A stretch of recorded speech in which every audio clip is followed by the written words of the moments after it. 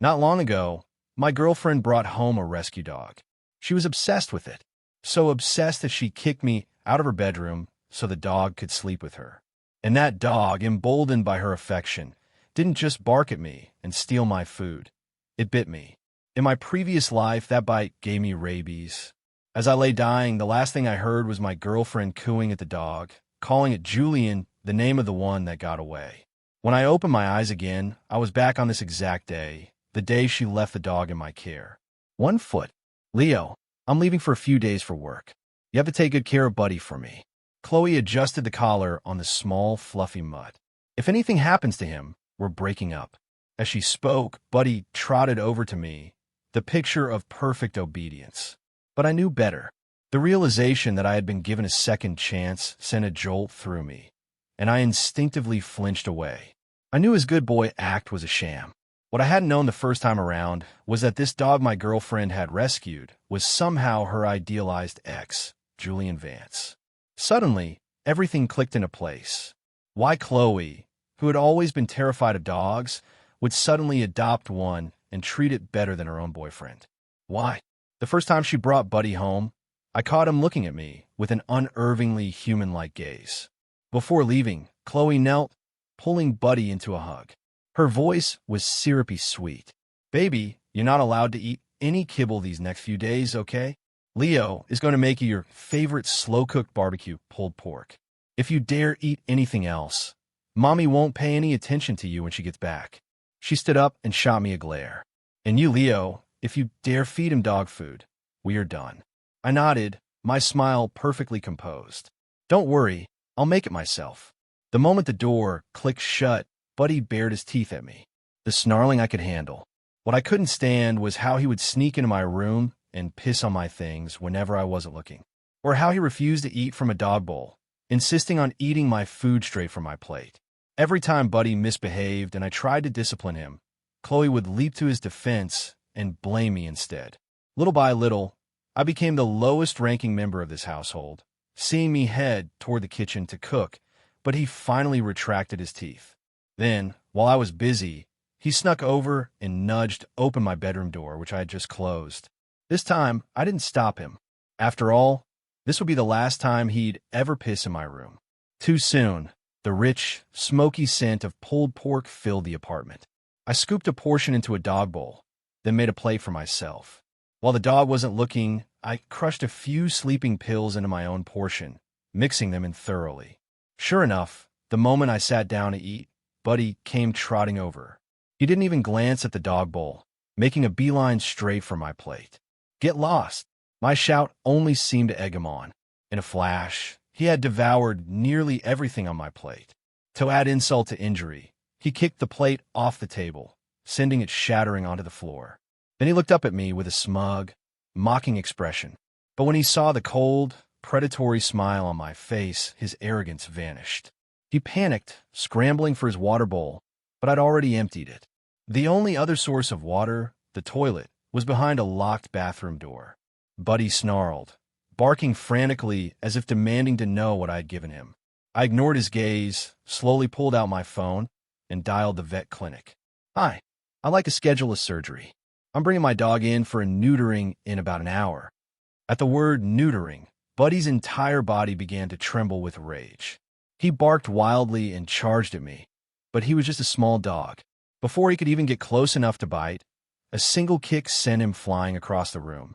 If I hadn't been so careless last time, he never would have bitten me. The kick seemed to knock all the fight out of him. He lay flattened on the floor, adopting a submissive posture, silently pleading for mercy, but I could see the seething hatred in his eyes. I let out a cold laugh. Since you're part of this family now, you have to get the snip. My voice was devoid of warmth. It's for your own good. Realizing that begging wouldn't work, Buddy lunged at me again, but the drugs were already taking hold. He stumbled and collapsed onto the floor. I was just about to pick him up and take him to his appointment when the doorbell rang. Could Chloe be back already? My heart hammered against my ribs as I opened the door, but my anxiety turned to confusion the moment I saw who was there. It wasn't Chloe. It was a delivery driver. Package from Mr. Martinez. I didn't remember ordering anything. As the driver handed me the box, I saw it contained a very expensive-looking necklace. A gift from Chloe. Maybe something fell off. A second later, my phone buzzed with a message from her. The necklace I bought for Buddy arrived. Make sure you sign for it. The driver smiled and held out the scanner. It's cash on delivery. That'll be $5,000. $5,000. Chloe had bought this dog a $5,000 necklace, and she was making me pay for it. In the 3 years we've been together, the most expensive gift she'd ever given me cost less than $50. A bitter, suffocating resentment rose in my chest. I shoved the box back into the driver's hands, returned to sender. With that, I grabbed the unconscious dog by the scruff of his neck and left to get him neutered. I stared down at the sleeping dog, a metallic taste flooding my mouth. Disgust, rage, suppressed pain. Every emotion clawed at my insides, finally coalescing into a quiet, cold sneer. "Julian," I whispered, "now it's your turn to see what it feels like to be castrated." If the surgery was successful, this idealized ex would be a eunuch, and Chloe's obsession should finally die. The vet clinic was efficient. By the time I arrived, they were already prepped for surgery. Outside the operating room, a vet handed me the consent form. Without hesitation, I forged Chloe Reed's signature and even added a thoughtful note. "Please ensure a complete removal to prevent recurrence." Just then, Buddy started to wake up when he saw the veterinarian preparing the surgical tools. He was so terrified he wet himself. I smiled coldly. Finally awake, Julian. Hearing his real name, Buddy froze. The only emotion left in his eyes was pure fear. He whimpered and tried to struggle, but against a professional vet, his resistance was useless. Ignoring the dog's frantic squirming, the vet picked him up and headed for the operating table. Just then, my phone rang.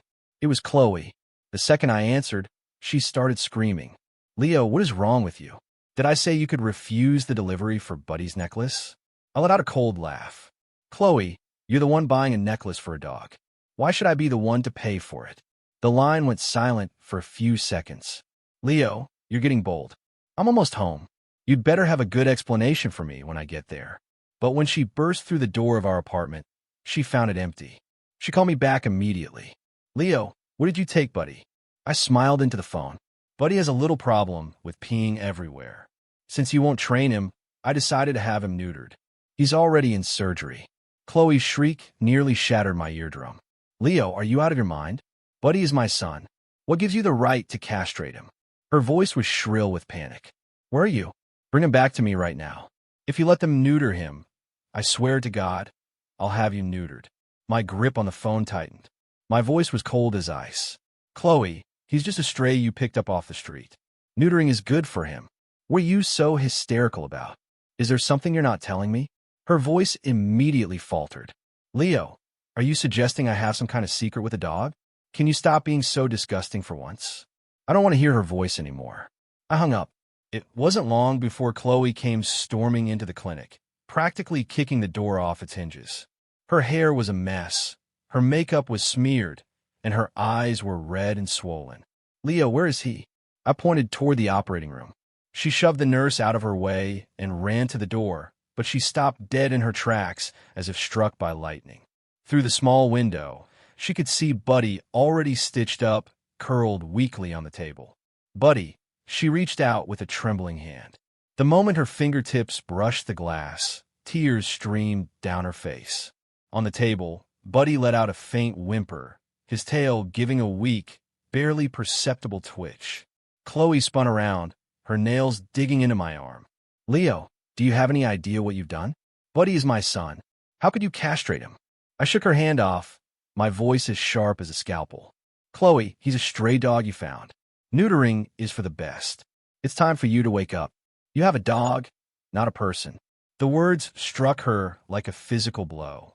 She suddenly burst into hysterical laughter, a sound choked with sobs. "Wake up, Leo. You're the one who needs to wake the hell up. You think I don't know what you're doing? You're jealous of a dog. You're jealous that he's more important to me than you are." She lunged at me, grabbing the collar of my shirt, tears and snot smearing her face. "You're actually picking a fight with a dog." I clenched my fist so tightly my nails dug into my palms. But strangely, in that moment, I felt a wave of calm wash over me. You're right, Chloe. I'm jealous of a dog. My voice was flat. In your eyes, I'm worth less than he is. How can I not be jealous? It was as if all the energy drained out of her. She stumbled back and collapsed onto a bench in the waiting room. Buddy struggled to his feet on the operating table and looked toward her, but she just stared blankly at the floor, silent tears splashing onto the linoleum. I took the opportunity to pull out my phone and brought up a text I had already drafted. Chloe, we're done.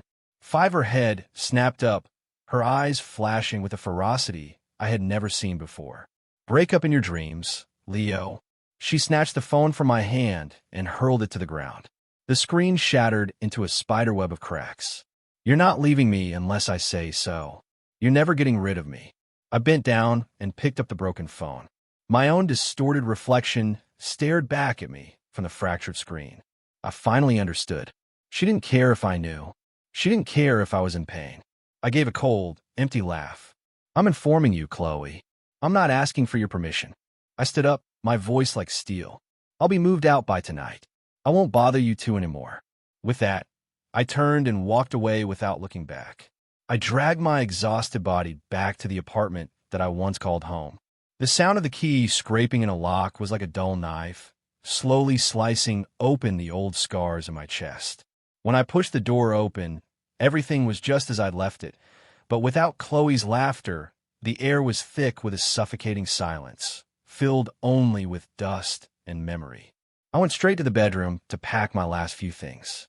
As I pulled open the closet door, a faded yellow envelope slipped out from a stack of folded shirts and landed softly on the floor. My name, Leo Martinez, was written on the front in faded blue ink. My heart seized as I bent to pick it up.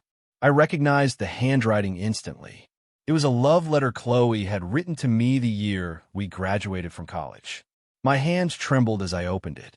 The paper was brittle with age, but it still carried the faint scent of gardenias, her favorite flower. You said you would take me to Big Bend National Park to see the stars, and that we would get a corgi together and name him Buddy.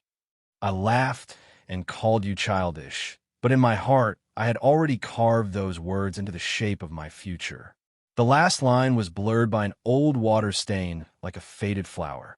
I stared at it, my throat tightening. So, the name Buddy had been written into our future 8 years ago. I had no idea how she'd done it, but she found a way to bring Julian back. I sank onto the edge of the bed. My suitcase lay half-packed, clothes spilling out onto the floor. Outside, the setting sun painted the room in shades of orange and red, just like the evening of our graduation when she had run toward me in her white dress. Back then, Chloe's eyes only had room for me. There was no dog, no idealized ex, no hysterical screaming matches. The zipper on my suitcase clicked shut, closing a chapter of my life. I took one last look around the room and gently placed the letter on the nightstand. This time, I didn't take it with me. Some memories are best left behind, preserved like specimens in a jar. As I turned and closed the door behind me, I whispered, "Goodbye, Chloe." I was dragging my suitcase toward the stairs when a figure blocked my path. "Where are you going?" I looked up. It was Chloe, and her eyes were red from crying for me. "Lo, I was wrong. Please, just give me one more chance." 6. Leo, I got rid of him. My knuckles turned white as I gripped the handle of my suitcase. A metallic taste like rust filled my throat. "What did you say, Buddy?" she choked out, pulling a delicate matching silver charm bracelet from her purse. The charms were 2 interlocking stars. "I took him to a shelter on the outskirts of Denver. They'll take care of him there." "It's too late for that, Chloe." She took a shaky step forward, the bracelet jingling in her palm. "But you promised. You said you would forgive me if I was willing to change." I stared at her trembling fingers, noticing the fine golden hairs still clinging to them from brushing Buddy's coat. "I bought this for you. It's a matching set." In her agitation, the bracelet slipped from her grasp and clattered to the floor. I bent down and picked it up. "Fine," I heard myself say. "We can start over." Chloe's head snapped up, her tear-filled eyes shining with disbelief and joy. She practically threw herself at me, clinging to my arm. "Really, Leo? You'll really give me another chance?" I let her hold me, but my gaze was fixed on a point over her shoulder. I hadn't really forgiven her. I just wanted to see what other tricks she had up her sleeve.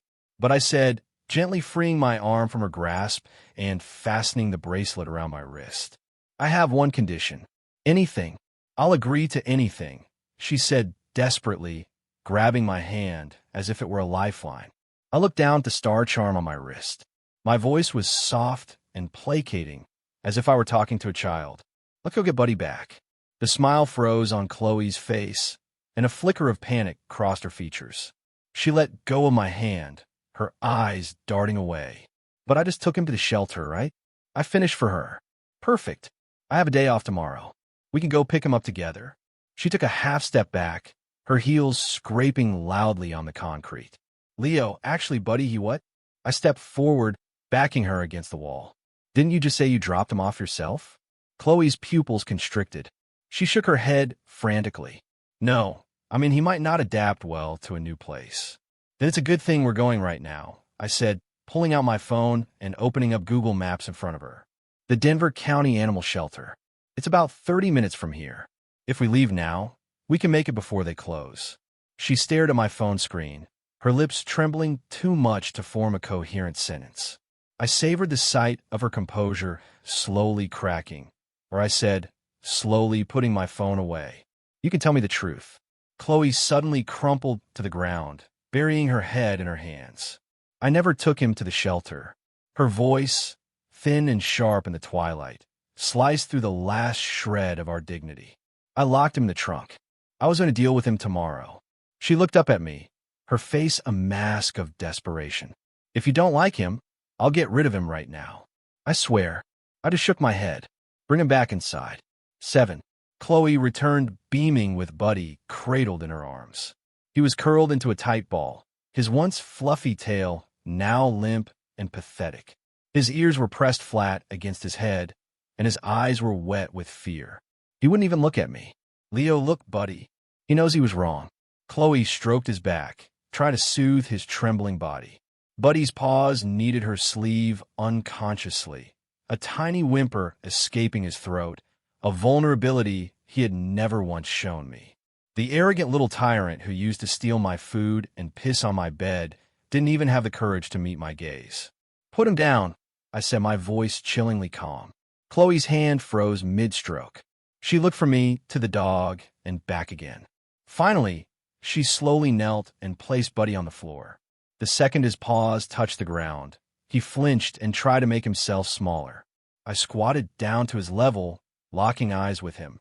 Buddy's pupils dilated in terror, and his body shook violently, but he was too scared to even try to run. He remembered me. He remembered the pulled pork laced with sleeping pills, the cold steel of the vet's operating table, the primal fear of being castrated. He scrambled toward Chloe, his claws scrabbling frantically at her pants, as if begging for help, or maybe trying to tell her that I knew his real identity. Chloe immediately scooped him up, her voice breaking. Leo, he's really sorry. Look how pitiful he is. Her lips trembled as she kissed the top of his head, comforting him like a wounded child. He'll be a good boy from now on.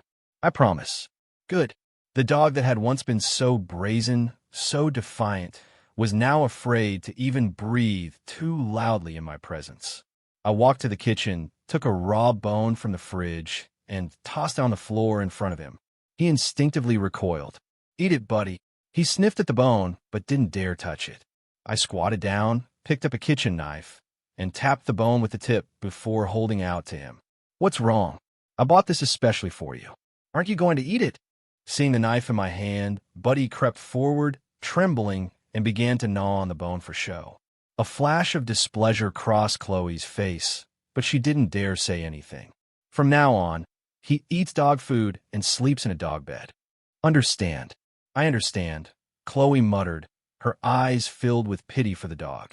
But later that night, I woke up to the sound of her whispering in the living room. I peeked quietly through a crack in the door. She had ordered a platter of high-end sushi and was feeding it to the dog. Julian, I'm so sorry. You'll just have to bear with this for a little while longer, she murmured. I've gotten Leo to wear the soul link bracelet. In 3 days, your souls will swap, and then we can be together forever. I had already guessed Chloe's reconciliation had an ulterior motive, but but hearing the truth still sent a sharp pain through my chest. I watched the two of them, the woman and the dog, and a much better plan for revenge began to form in my mind. Late the next day, I invited my buddy Jake over. He brought his toy poodle, Gizmo, with him. "Lo, heard your little guy has been acting up lately." Jake grinned, patting Gizmo's curly head. Figured I'd bring mine over to socialize. I stepped aside, and Gizmo, a blur of caffeinated energy, shot into the apartment. In the living room, Buddy was curled at Chloe's feet, chewing on a bone. Hearing the noise, his ears twitched, and he looked up wearily. Gizmo, however, acted as if he didn't even see him. He trotted right up to Buddy, lifted his leg, and in the next second, the poodle's rear was aimed squarely at Buddy's face. Yelp! Buddy let out a pained cry, scrambling away in terror from the sudden assault. But Gizmo was relentless. He chased Buddy around the room, finally cornering him and mounting him again.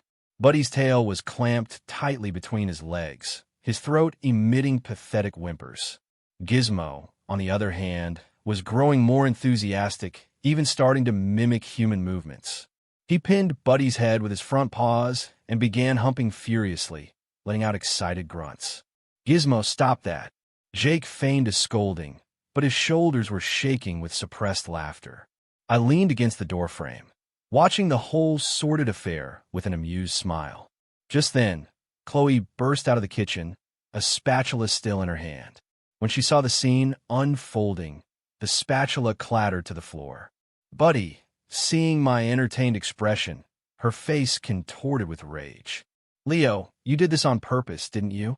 She lunged toward Gizmo, but I stepped in front of her, blocking her path. "Calm down," I said in a low voice. "It's just dogs being dogs.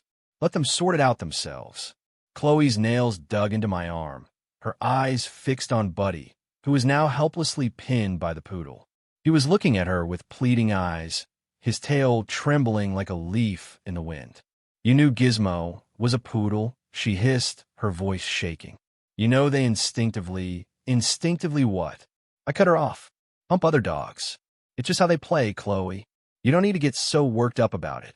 "Yeah, Chloe," Jay chimed in with a grin. "They're just two little dudes, roughhousing." Chloe's face darkened, turning almost black with fury just as she looked about to explode. I suddenly ripped the bracelet from my wrist and threw it on the floor. "You said I was the most important thing to you, didn't you? And now you're giving me this attitude over a dog." My voice was sharp. "If that's how it is, then take your damn bracelet and get out." Seeing the bracelet on the floor, Chloe's anger instantly evaporated into panic. She scrambled to pick it up and rushed to put it back on my wrist. "Leo, don't be angry." Her tone was placating. "I wasn't giving you attitude. I just thought it was a little improper. But if you say they're just playing, then I won't interfere." Satisfied, I let my anger subside. After lunch, Jake left. Buddy had been subjected to Gizmo's advances for a solid half hour and was now lying on the floor, looking utterly defeated. As I walked Jake downstairs, I handed him an identical silver bracelet. "You know what to do," I said. "Make sure you put this on one of the pigs at your family's farm." The next 3 days stretched on like a rubber band, pulled taut, each second fraying Chloe's nerves. The first thing she did every morning was check on Buddy and then glance at my wrist to make sure I was still wearing her bracelet. On the final day of the countdown, her excitement was practically radiating off her. She took the day off work and transformed the living room into a stage for a welcome ceremony. She laid out Buddy's favorite plush blanket, arranged a platter of his beloved salmon sushi on the coffee table, and even spritzed the air with a new pet-friendly fragrance. She knelt on the blanket, her hands clasped together, whispering to the dog, "Julin, tonight we'll finally be together forever." When I got home from work, Chloe had prepared an elaborate feast. I feigned surprise. "Chloe, what's the occasion?" I knew she never cooked. This was how happy she was. She just didn't know that I had swapped the Soul Link bracelet days ago. "You'll see," she said, taking my briefcase from me with a tender smile. "Go take a shower, Leo." When I came out, she had lit candles. I glanced over at Buddy in the corner. His eyes held a mix of triumph and hatred. Suddenly, Buddy collapsed onto the floor. A moment later, I slumped over, 2. Falling unconscious onto the sofa. It worked. It really worked. Chloe rushed to my side, cradling my head in her hands and covering my face with frantic kisses. "Julian, is that you? Can you speak? Julian, Julian," she cried, shaking my body. I slowly opened my eyes, my pupils reflecting her ecstatic, distorted face. "Chloe," I murmured, "you've been through so much." "Julian, we did it." Chloe burst into tears and threw her arms around me. "We can be together forever now." At that moment, Buddy started to stir. Chloe walked over and kicked the dog's side hard. She clearly believed my soul was now trapped inside it. "Leo, you bastard. You dare to have Buddy neutered behind my back?"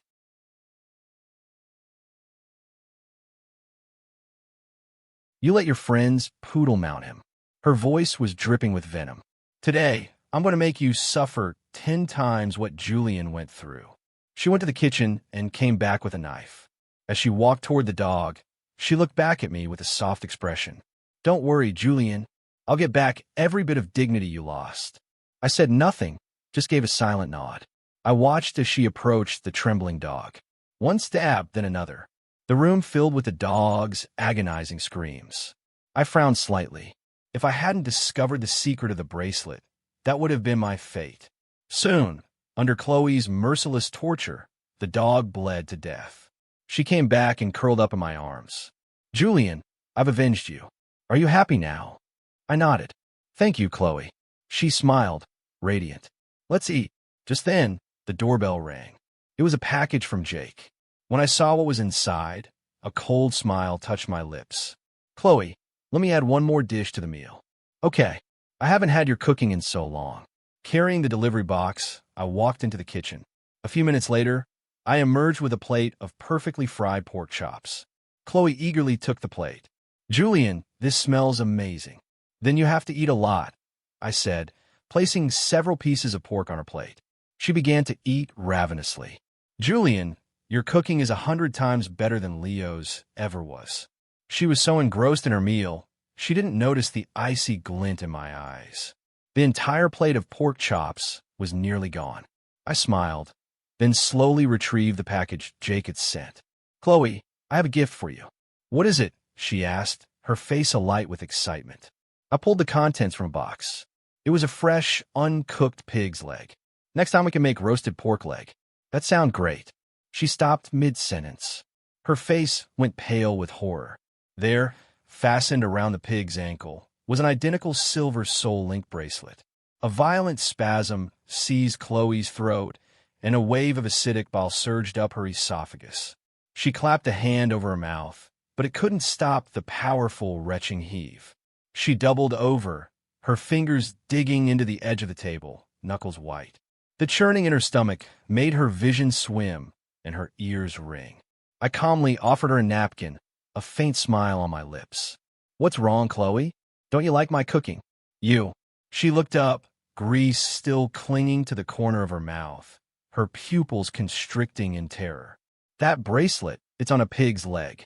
I gently swung the blood-stained silver chain in my hand. The star charm glinted in the candlelight. "I ordered a pig from Jake's family farm. I was worried they might mix it up, so I had him put the bracelet on it to mark it. Is there a problem?" Chloe's nails dug so deep in her palms, they drew blood. She stumbled backward, knocking over a candlestick. The flame licked at the tablecloth, the smell of burning fabric filling the air. "You're not Julian," she shrieked hysterically, tears and snot streaming down her face. "You swapped the bracelets. You deliberately made me eat your idealized ex." I bent down and picked up the smoldering piece of cloth, acting as if nothing was wrong. "But Chloe, you just said it was delicious." Her body began to tremble uncontrollably.